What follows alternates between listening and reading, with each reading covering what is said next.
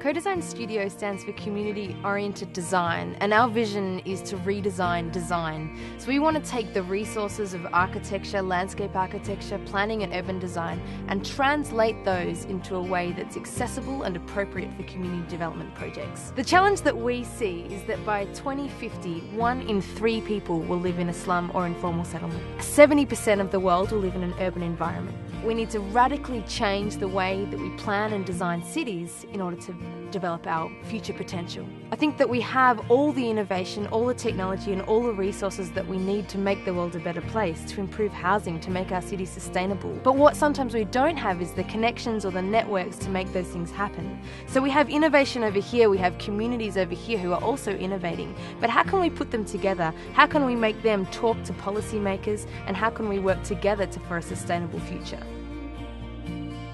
Designers all over the world can imagine a better future, but they don't know where to start. We work on sustainable housing, on making healthcare centres accessible for communities. We work on creating playgrounds in slum communities around the world.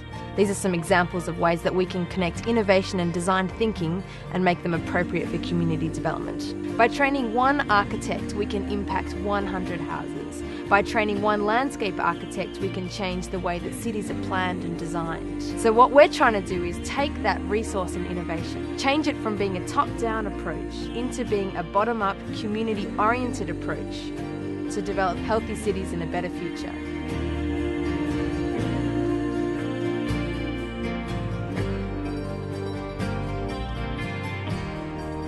At the International Youth Foundation, we help young people transform our world.